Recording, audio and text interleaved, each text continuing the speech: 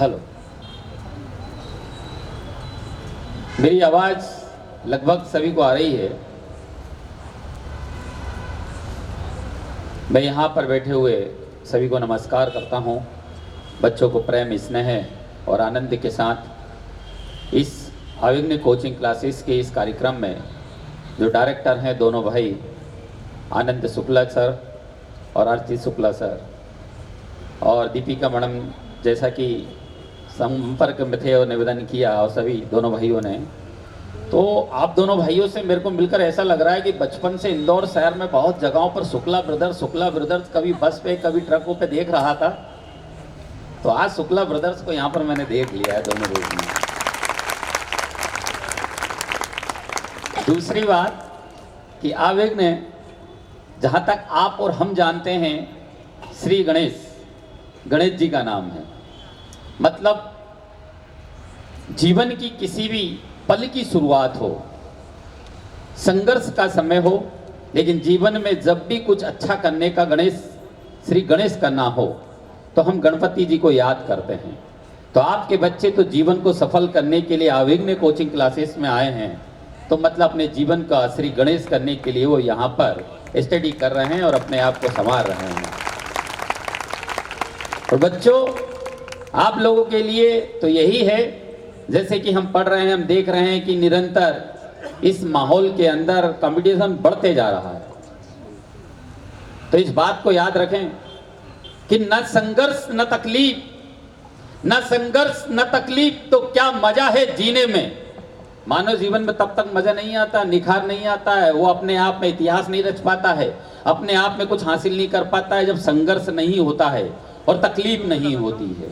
हम कहते हैं ना कि वो उसका बच्चा देखो कितना और कहां से कहां पहुंच गया, उसके संघर्ष और तकलीफ याद आते हैं, फिर वो बताए जाते हैं। तो न संघर्ष न तकलीफ तो क्या मजा है जीने में, बड़े बड़े तूफान थम जाते हैं जब आग लगी हो सीने में।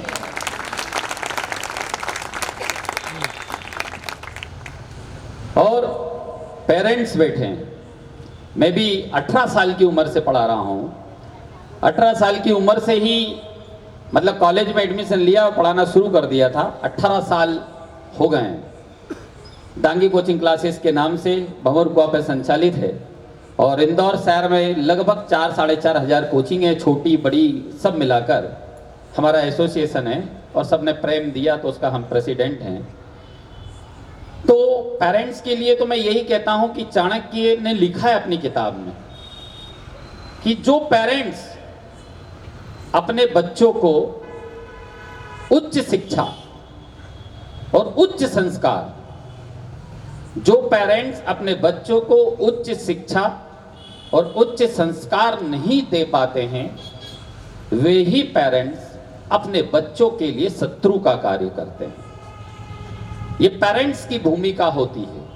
लेकिन इस समय वर्तमान में सारे पेरेंट्स बच्चों को उच्च शिक्षा दे तो रहे हैं, बड़े से बड़े स्कूल, बड़े से बड़े सभी जगहों पर भेजने का प्रयास करते हैं, संस्कार भी दे रहे हैं। इसलिए आप बधाई और धन्यवाद के पात्र हैं। बच्चों की भी भूमिका बनती है कि बच्चे अपने जीवन के अंदर, जैसा सर ने कहा कि पढ़ते हुए शिक्षा के माध्यम से किसी के अधीन नौकरी करने वाले आप ना बने, नौकरी पे रखने वाले आप बने। यही आनंद सर आपका कहना था। मैं आपकी बात को थोड़ा सा मेरी उसमें कहना चाहूंगा कि आप बच्चे इस बात का ध्यान रखें कि बने कुछ भी, लेकिन शिक्षा के माध्यम से पहले एक संस्कारित इंसान बने, जिसकी आपके जीवन में बहुत ज्यादा आवश्यकता पड़ेगी। और आपने एक राम भगवान हनुमान जी की बात कही थी, उसमें से मुझे बात याद आई कि बच्चों इस बात को ध्यान रखना, मैं आपको आनंद सर और अर्चित सर से जोड़ने जा रहा हूं और आपके जीवन में इनके अलावा जो भी शिक्षक है, जो आपको लगता है कि बिल्कुल सही रास्ता बता रहे हैं और मार्ग आपका जीवन का आपके लक्ष्य की तरफ प्राप्ति के लिए आपको दौड़ा रहे हैं, उनके लिए मैं कह रहा हूं। आपने महाभारत भी सुनी होगी, आपने रामायण भी सुनी होगी और उनमें कई व्याख्यान भी सुने होंगे। आप पूरे पृथ्वी लोक पे घूमिए, दो अंतर नजर आएंगे, उनको अपने जीवन में उतारने का कार्य करने का प्रयास करना। कि आप देखिए कि जब भी रामायण में हमने उल्लेख पढ़ी सारी चीजों के साथ में कि हनुमान जी जो हैं वो श्री राम भगवान के भक्त हैं, और जब भी राम भगवान हनुमान जी से कहते थे कि तुम्हें ऐसा करना है, चाहे सीता जी के हाल चाल पूछ कर आना हो जो आपने बताया, या समुद्र पार करना हो, या संजीवनी लाना हो, या रावण की सेना से लड़ना हो, जब भी राम भगवान ने अपने शिष्य हनुमान जी से कहा कि हनुमान जी संजीवनी लाना है, उन्होंने क्या कहा अपने प्रभु श्री राम से, अपने शिक्षक श्री राम से? Yes sir. ये पूछना भूल गए, ये पूछ भी नहीं पाए वो कि संजीवनी दिखेगी कैसी, मिलेगी कैसे, लाऊंगा कैसे। संजीवनी बोल दिया यस सर। अब वो पहुंचे तो उन्हें पता नहीं था, उस स्थिति में संजीवनी जब लाना था तो पूरा का पूरा पहाड़ उठा लाया। जब समुद्र पार करना था तो उन्होंने कहा, राम जी ने हनुमान जी से समुद्र पार करना है, वो पूछना भूल गए, सारी चीजों के साथ बिना सोचे समझे वो समुद्र पार कर दिया। मतलब मेरा ये कहना है कि यहाँ पर हनुमान जी श्री राम भगवान के भक्त थे। अब आप आइए महाभारत में, जहां पर अर्जुन श्री कृष्ण भगवान के भक्त थे। कृष्ण जी ने कहा युद्ध में कि हे अर्जुन आप बाण चलाओ। उनके प्रश्न थे क्यों चलाऊं, और नहीं चलाऊंगा तो क्या होगा, और चलाऊंगा तो क्या होगा, मतलब क्यों, किंतु परंतु, ये उनके साथ जुड़ा रहा। ये दोनों भगवान के दोनों भक्त। अब आप पृथ्वी लोक पे घूमे, मंदिर किसके ज्यादा हैं? श्री राम जी से ज्यादा उनके भक्त श्री हनुमान जी के, राइट। और दूसरी तरफ आप घूमिए, श्री कृष्ण जी के भक्त कौन? अर्जुन। उनके कोई मंदिर है? नहीं, पढ़ते हमें। तो मैं ये बताना चाहता हूं कि यहां पर शिष्य भी अपने गुरु से आगे निकल सकता है। डिपेंड करता है किसने अपने आज्ञा का पालन, कर्म को पूरी तरीके से समझा और करा है। तो इस बात को बहुत अच्छे से समझने की जरूरत है। अर्जुन ने बहुत ही धनुधर थे, सब चीजें थी, लेकिन जब शिष्य से शिक्षा लेकर आगे बढ़ने की निरंतर कलाएं थी, उसमें क्यों किंतु परंतु में वो उलझते रहे। उन्हें सबने पढ़ा, लेकिन पूजने की जब बात आई तो कृष्ण भगवान के मंदिर रहे और अर्जुन के नहीं रहे। तो मैं आपसे ये कहना चाहता हूं कि आप शिष्य बनकर अपने जीवन के अंदर काम करें, लेकिन अपने आप को इतना निखारें, इतना संवारें, सब चीजों के साथ में आगे की ओर बढ़ें।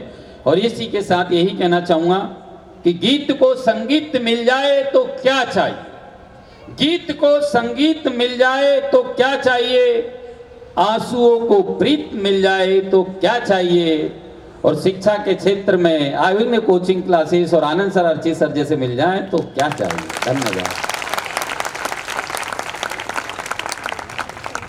बहुत बढ़िया सर, बहुत बहुत धन्यवाद।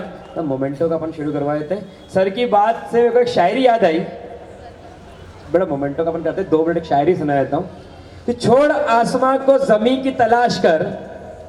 बड़ी पुरानी पड़ी हुई शायरी थी, आपकी बातों से याद आई है मुझे कि छोड़ आसमां को जमी की तलाश कर, और सब कुछ यही है न कहीं और तलाश कर। बड़ा संतुष्टि मिलती है शायरी को। कभी रिपीट कर लेता हूँ, डिप्रेशन में आता हूँ, सर बुरा लगता है, तो वापस गेन करके एनर्जी वापस क्लास के अंदर कि छोड़ आसमां को जमी की तलाश कर, सब कुछ नया ही है ना कहीं और तलाश कर, और जो सब आरजू पूरी हो गई तो जीने का क्या मजा। जो एक्सपीरियंस्ड है उनके चेहरे पर चमक आ गई है, क्योंकि उनको पता है कि ये पल बीत चुका हमारे जीवन से। और जो सब आरजू पूरी हो तो जीने का क्या मजा। जीने के लिए तो यार एक कमी की तलाश कर। चेहरों पे चमक मुझे बता गई कि इस दौर से गुजर चुके हैं, इस दौर से गुजर चुके हैं जब कपड़े सिल जाया करते, फट जाया करते, सिल लिया करते थे, और चप्पल टूट जाया करती, सिलवा लिया करते थे। आजकल चप्पलें टूट जाती तो फेंक दिया करते हैं और नई चप्पलें ले आया करते हैं।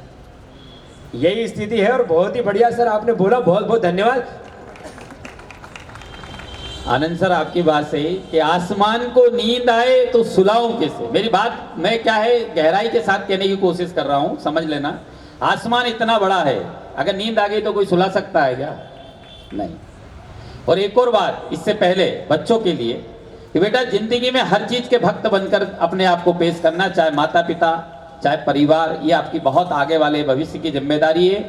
जैसा आप पा रहे हो वैसा आपको जीवन के अंदर मिलना है।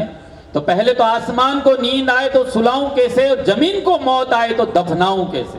आसमान इतना बड़ा है, सुलाना संभव नहीं, और जमीन को ही मौत आ जाएगी तो उसे कहां दफनाने जाएंगे। तो आसमान को नींद आए तो सुलाऊं कैसे, और जमीन को मौत आए तो दफनाऊं कैसे, और समुद्र में लहरें उठे तो छुपाऊं कैसे। और बच्चों याद रखना, अपने जीवन के हर मोड़ पर इन पेरेंट्स के बारे में पूछे आपसे तो बताऊं कैसे।